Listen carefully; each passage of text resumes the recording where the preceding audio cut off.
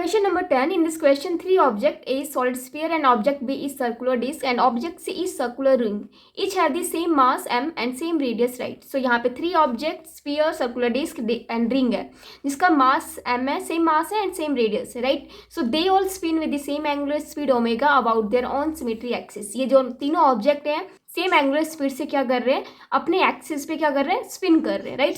The amount of work done W required to bring them rest so would satisfy the relation. So यहाँ पे work done तीनों object को rest पे लाने के लिए कितना रिक्वायर्ड होगा वो हमें क्या करना है, चेक करना है. देखो according to work energy theorem क्या होता है, चेंज इन काइनेटिक एनर्जी किसके इक्वल होता है, वर्क डन के इक्वल, राइट? सो वो according to work energy theorem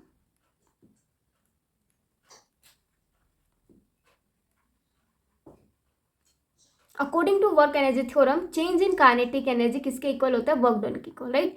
so यहाँ पे काइनेटिक एनर्जी क्या है, 1/2 omega square, right? So work done किसके इक्वल हुआ, काइनेटिक एनर्जी के इक्वल, सो 1/2 ओमेगा स्क्वायर, क्लियर? सो यहाँ पे इनर्शिया चेक करो, स्फीयर के लिए, डिस्क के लिए एंड रिंग के लिए क्या होता है हमारा, इनर्शिया फॉर सॉलिड स्फीयर के लिए कितना होता है, 2/5 mr स्क्वायर, राइट?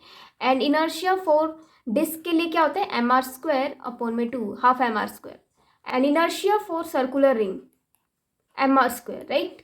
यस, तो यहाँ पे इनर्शिया सबसे ज़्यादा किसका है, रिंग का, क्लियर? एंड सबसे कम इनर्शिया किसका है, स्फीयर का, राइट? सो इनर्शिया यहाँ पे किसका ज़्यादा हुआ, रिंग का, देन उसके बाद कम हुआ डिस्क का, फिर उसके सबसे कम किसका हुआ, हमारा सॉलिड स्फीयर का, राइट? सो यहाँ पे वर्क डन देखो किसके लिए ज़्यादा होगा, जिसका यहाँ पे इनर्शिया ज़्यादा होगा उसका वर्क डन उसके लिए ज़्यादा रिक्वायर्ड होगा, राइट? सो यहाँ पे वर्क डन फॉर रिंग के लिए ज़्यादा होगा and work done for disc के लिए, देन उसके बाद सबसे कम वर्क डन किसके लिए रिक्वायर्ड होगा, स्फीयर के लिए, राइट? सो यहाँ पे देखो कौन सा ऑप्शन करेक्ट है, यस, रिंग जो रिप्रेजेंट कर रहा है सी को एंड जो डिस्क है बी ऑब्जेक्ट एंड जो स्फीयर है object A, right? So which option is correct, first option is the correct answer, right?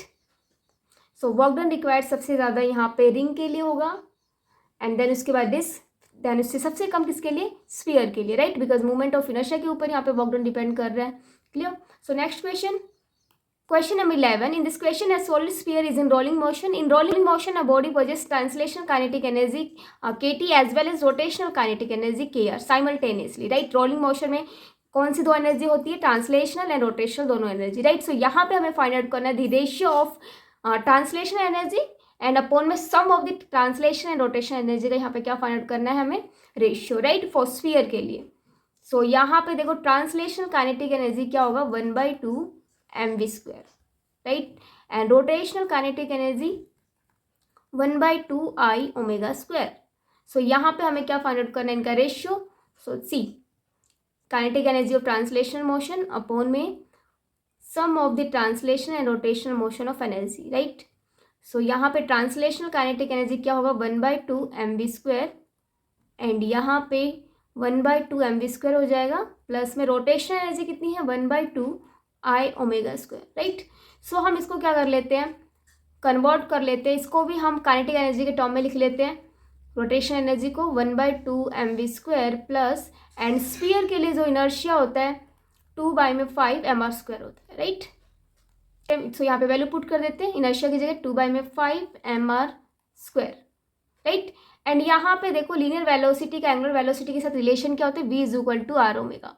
So यहाँ से ओमेगा का आएगा v/r, राइट? सो इसको मैं कैपिटल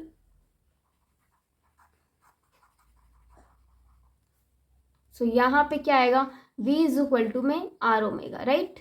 सो ओमेगा की वैल्यू आएगी v/r, क्लियर? सो यहाँ पे ये वैल्यू हम एंगुलर स्पीड की जगह क्या कर देते हैं, पुट कर देते हैं, तो v/r का होल स्क्वायर. सो इसका रेशियो क्या होगा, 1/2 mv square upon 1/2 mv square plus ये देखो यहाँ पे 1/2 2/5 mr square and this is v square upon में r स्क्वायर. r स्क्वायर से r स्क्वायर कैंसिल. नाउ इसको फर्दर सॉल्व करते हैं, राइट? सो 1/2 mv स्क्वायर अपॉन में क्या आएगा यहाँ पे, यस, हाफ mv स्क्वायर यहाँ पे कॉमन ले लेते हैं, half mv square common. So यहाँ पे 1 प्लस यहाँ पे हो जाएगा 2/5. सो 1/2 mv स्क्वायर अपॉन में half mv square and this will 7/5 solve करने पे, right. So half M V square से half M V square cancel हो जाएगा, so this reciprocal 5/7। So ratio क्या आएगा 5:7। सो करेक्ट ऑप्शन कौन सा है, D is the correct option 5:7, right.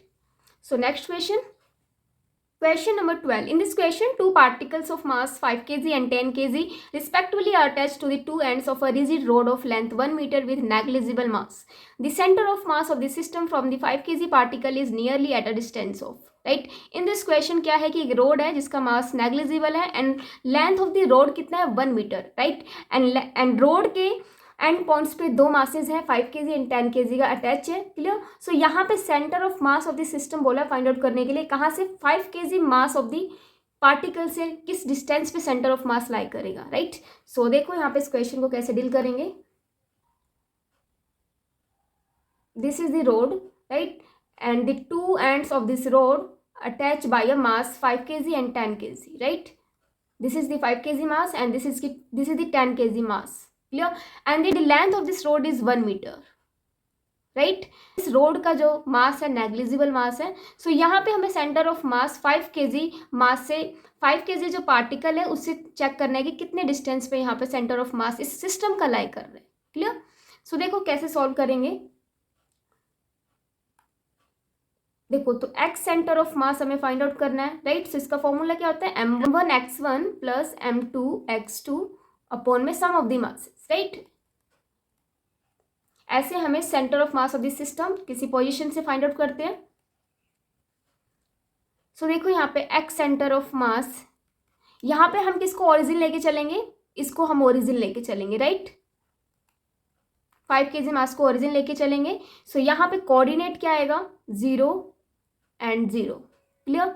And यहाँ पे कोऑर्डिनेट क्या आएगा इस मास से इसका 1 एंड y एक्सिस के अलोंग 0, राइट। सो यहाँ yes, so x centre of mass क्या आएगा, सो 5 kg मास मल्टीप्लाई में डिस्टेंस 0 है इसके लिए, right, plus mass 10 kg and multiply में डिस्टेंस कितना है 5 kg मास से 1 मीटर, राइट। सो 1 अपॉन में देखो सम ऑफ दी मासेस 5 प्लस में 10, तो कितना होगा पे 10/15 मीटर, राइट। बट यहाँ पे ऑप्शन में जो आंसर्स है सेंटीमीटर में है, सो इसको हम सेंटीमीटर में कन्वर्ट कर लेते हैं। 10/15 मल्टीप्लाई में 100, राइट। सो ये हो जाएगा x centre of mass 1000 upon में 15, राइट। 66.6 सेंटीमीटर अप्रॉक्स इसका आंसर आएगा, राइट। सो कौन सा ऑप्शन यहाँ पे करेक्ट होगा 67 is the right answer, right. Question number 13. In this question, two objects of mass 10 kg and 20 kg respectively are connected to the two ends of a rigid rod of length 10 meter with negligible mass.